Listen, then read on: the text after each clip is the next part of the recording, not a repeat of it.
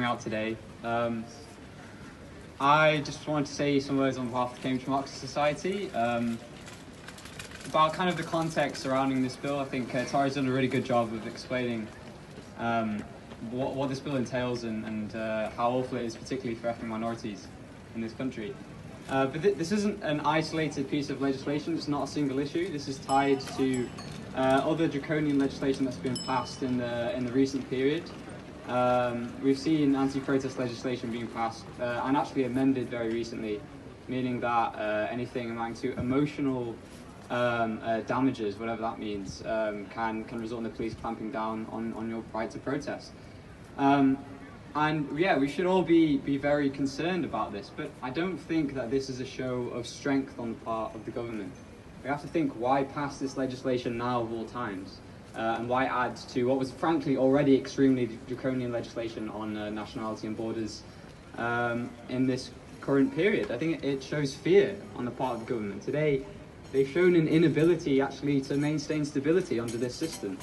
With inflation soaring and climate change obviously being the existential threat that it is, and the government doing nothing on that issue, with the standard of living dropping for millions of people across this country, more and more people are taking to the streets across all backgrounds, and for a number of different reasons, but all of those reasons are interconnected. And this government understands that, and so they're passing this legislation because they're stupid. They think that they can stop the rising tide of unrest and anger in this country through police brutality.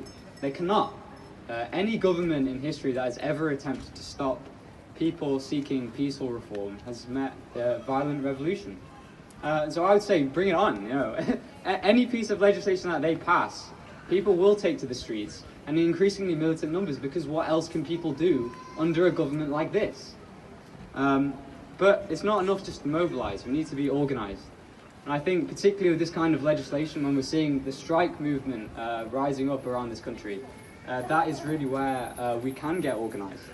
For example, with refugees and migrants, the best way to protect these people when they get into this country is to be able to provide them with a stable standard of living and protection for their economic rights. And that means that the trade union movement must extend its arms not only to domestic workers but also to migrants. Protect their jobs, protect their work. We must stand together across all racial and national lines in the labour movement. And it's only through the power of those major organs of organisation that we're actually going to be able to fight back against this government. And we must fight back, because otherwise it's all of us on the line. And it's the future of our children that's on the line. Thank you very much.